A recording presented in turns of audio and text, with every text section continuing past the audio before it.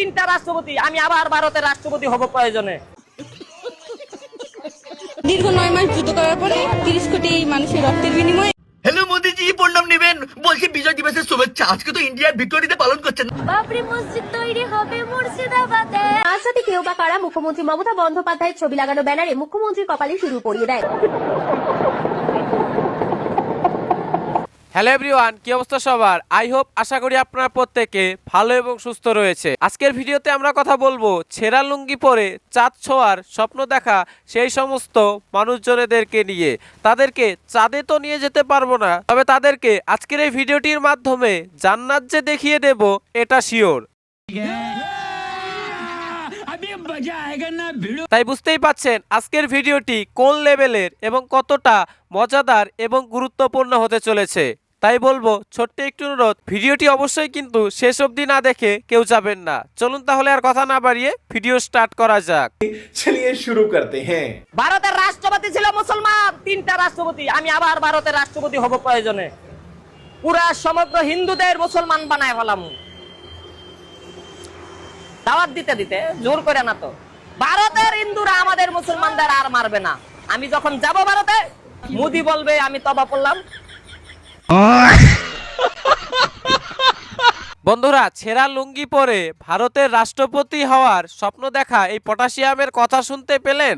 আর এর কথা শুনে আমার মনে হচ্ছে এ 1-2 মন গাঁজা খায়নি, 100 মন গাঁজা খাওয়ার পর লোকের যা অবস্থা হয় এরও ঠিক সেই অবস্থা হয়েছে। আমি পিসিআর কে গ্যাস টিমকে বলবো একটা গ্যাসের ওষুধ দিতে। গ্যাস মাথায় উঠেছে আপনার। যারা গান শুনে ঘুমাতে যায়, বিশ্বনবী সাল্লাল্লাহু আলাইহি ওয়াসাল্লাম বলছেন এরা মারা গেলে এদের জানাজা দিও না। বহুত প্যার করতে হ্যাঁ তুমকো সনম, কসম চাহে লে লো খোদা কি কসম। সুটিয়ে লাল করে দেবো, নোংরামি বার করে দেবো।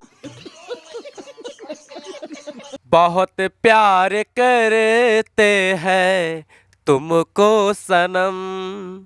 বন্ধুরা, কি সুন্দর গান খারি না হুজুর গাইলেন, অথচ হুজুর নিজেই বলছেন যারা গান শোনেন তাদেরকে জানাজা দেওয়া যাবে না। হ্যাঁ, আর যারা গান এইভাবে করছেন, মানে এই ধরনের হুজুররা করছেন, তাহলে তারা মারা গেলে তাদেরকে কি এইটা দেওয়া যাবে?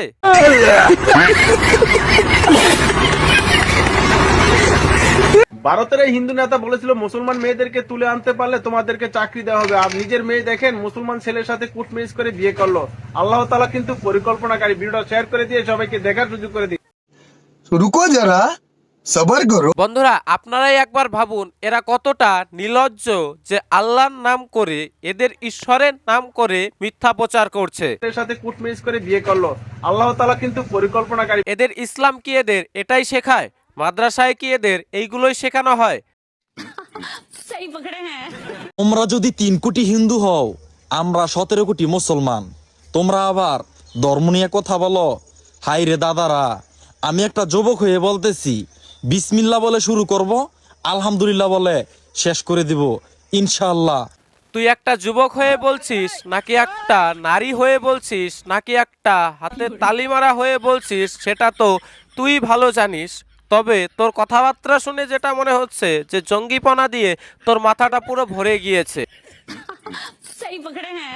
যেখানে কিনা আমাদের সনাতন ধর্মের শ্লোকে বলা হচ্ছে সর্বে সন্তু নিরাময়া সর্বে সন্তু সুখিনা, অর্থাৎ সকলেই অসুস্থতা থেকে মুক্ত থাকুক, সকলেই সুখী থাকুক। আর সেখানে দাঁড়িয়ে তোর ধর্ম তোকে কি শেখাচ্ছে? তুই কি বলছিস যে ইনশাল্লাহ দিয়ে শুরু করব আর বিসমিল্লাহ দিয়ে শেষ করব। রীতিমতো হিংসামূলক কথাবার্তা বলছিস। এই কি তোর ধর্ম? এই কি তোর ধর্ম শেখায়? এটাই কি শান্তির ধর্ম তোর? ये बड़ी अच्छी बात कही आप। বাবরি মসজিদ তৈরি হবে মুর্শিদাবাদে। গর্দন কাটিয়া নেব নজর দিলে, গর্দন কাটিয়া নেব নজর দিলে। বন্ধুরা, মোগল আক্রমণকারী বাবর শুধু আমাদের দেশটাকেই লোটেনি, কোথায় কোথায় যে নিজের বীজ ফেলে গিয়েছে তা আজকে বুঝতে পারা যাচ্ছে। টপাটপ টপাটপ টপাটপ, মালুম না? হ্যালো মোদিজি, প্রণাম নেবেন। বলছি বিজয় দিবসের শুভেচ্ছা। আজকে তো ইন্ডিয়ার ভিক্টোরিয়াতে পালন করছেন না কাকা বাবু? বলছি কাকা বাবু আপনাকে এই 2 নম্বর সবুজ পতা কে সাপ্লাই দেয় বলুন তো? হ্যাঁ বলছি মোদিজি আপনার গদি কিন্তু একদম লড়িয়ে দেবে বলে দিলুম, চায়ের কেটলি হাতে নিয়ে রাস্তায় বেরিয়ে পড়তে হবে বলে দিলাম আগের মতো। সেই শান্তির ছেলে, এটা বাংলাদেশের বিজয় দিবস তোমরা ইন্ডিয়া বলে চালিয়ে দিচ্ছ না? আরে তেরা বাপ यहाँ छोड़कर गया था कि तेरी माँ।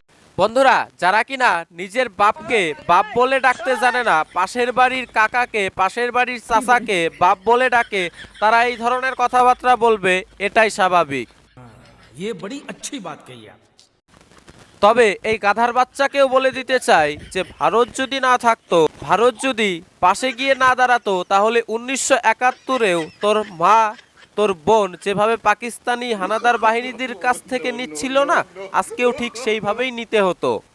ভারতীয় দাদারা আমাদেরকে বলে আমরা নাকি লঙ্গি বাহিনী। দীর্ঘ 9 মাস যুদ্ধ করার পরে 30 কোটি মানুষের রক্তের বিনিময়ে আজকে দেশকে স্বাধীন করা হয়েছে, মানে বিজয় অর্জন করা হয়েছে।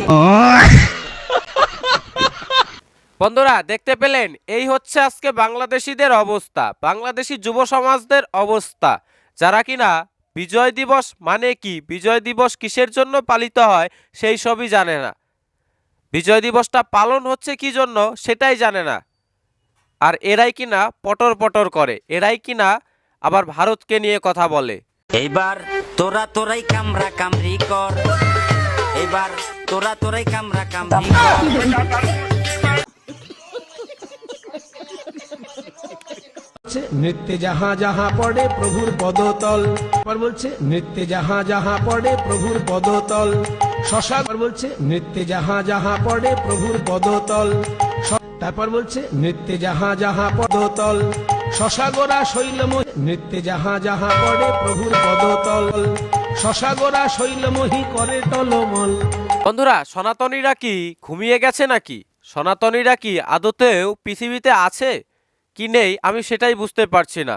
বাংলা পদাবলীর একটি গান, এই গানটাকে নিয়ে রীতিমতো নোংরামি হচ্ছে, রীতিমতো অশ্লীল ভিডিও বানানো হচ্ছে, রিলস বানানোর মতো বহু গান রয়েছে, লাখো হাজারো গান রয়েছে, সেইগুলো নিয়ে রিলস বানান, আপত্তি নেই। তবে আমাদের মহাপ্রভু এবং আমাদের রাধারানীকে নিয়ে এই ধরনের বেহালাপনা আমরা কিন্তু মোটেই সহ্য করব না, বিশেষ করে একজন সনাতনী হিসেবে। ব্রেকিং নিউজ, অবশেষে ডক্টর জাকির নায়েকের বাংলাদেশে আসার পথ বন্ধ হয়ে গেল, কারণ দাদাবাবুদের আপত্তি। দাদাবাবুরা চায় না ডক্টর জাকির নায়েক বাংলাদেশে আসুক। তাহলে কি ডক্টর ইউনূস দাদাবাবুদের কাছে হার মানলো? আপনারা কি বলেন? কমেন্ট করে জানাবেন আর শেয়ার করে দেন। তোদের আব্বা ডক্টর ইউনূস হার মানলো নয়, সে তো হার মেনে অলরেডি আগে থেকেই বসে আছে গদিতে। আমেরিকার কাছে প্রথম হার মেনেছে, দ্বিতীয় হার মেনেছে ভারতের কাছে। এ কারণে বলি, এদিকে ওদিকে নিজেদের আব্বা না খুঁজে ভারতকে আব্বা ডাকতে শেখ। মারো মুঝে, মারো মারো মুঝে, মারো মারো।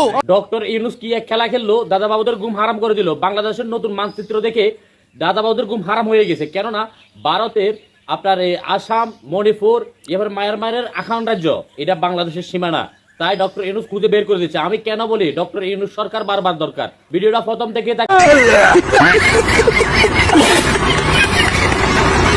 হারাম করতে হলে তোদেরকে 100 বার জন্ম নিতে হবে। আর তোদের কথাবার্তা শুনে মনে হচ্ছে তোদের নিজেদেরই ঘুম হারাম হয়ে গিয়েছে। তোরা দিনে দুবেলা ঠিক করে খেতে পাচ্ছিস কিনা সন্দেহ হচ্ছে। কারণ কি, দিনে দুবেলা ঠিকঠাক খেতে পেলে এই ধরনের মিথ্যা প্রোপাগ্যান্ডা ফেসবুকে চালাতে আসতি না, প্রথম কথা। আর দ্বিতীয় কথা, তোদের ছাপড়িগিরি এবার ভাই বন্ধ কর। ব্যারাকপুরের শিউলি পঞ্চায়েত এলাকায় কাঠালিয়া মোড়ে তৃণমূল কংগ্রেসের পক্ষ থেকে পশ্চিমবঙ্গ ভোট রক্ষা শিবির করা হয়েছিল। বেশ কিছুদিন ধরে চলছে এই শিবির। বুধবার মাঝরাতে কেউ বা কারা মুখ্যমন্ত্রী মমতা বন্দ্যোপাধ্যায়ের ছবি লাগানো ব্যানারে মুখ্যমন্ত্রীর কপালে সিঁদুর পরিয়ে দেয়। বন্ধুরা, কেলো করেছে, সর্বনাশ হয়ে গিয়েছে। কে এই ধরনের কাজটা করলো বলুন তো? আর দ্বিতীয় কথা, কারি বা এত সাহস যে এই খবরটা সে তুলে ধরলো? সত্যি আমারও তো এবার একটু একটু ভয় হচ্ছে। তো যাই হোক বন্ধুরা, আজকের এই ভিডিওটা এখানে শেষ করছি এবং আজকের এই পুরো ভিডিওটি সম্পর্কে এবং আজকের ভিডিওর কোন ভিডিও ক্লিপটি এবং কোন পার্টটি সবথেকে আপনাদের ভালো লেগেছে তা অবশ্যই কমেন্ট করে জানাতে ভুলবেন না এবং পারলে আজকের এই ভিডিওটি একটু শেয়ার করে দেওয়ার চেষ্টা করুন, যেহেতু ভিডিও দিতে অনেকটাই দেরি হয়ে যাচ্ছে, কন্টিনিউ করতে পারছি না, এ কারণে চ্যানেলের রিচ অনেকটাই ডাউন আছে। প্লিজ একটু শেয়ার করে চ্যানেলের রিচটাকে স্বাভাবিক করার চেষ্টা করবেন। তো ভালো থাকবেন, সুস্থ থাকবেন, দেখা হচ্ছে আগামী ভিডিওতে।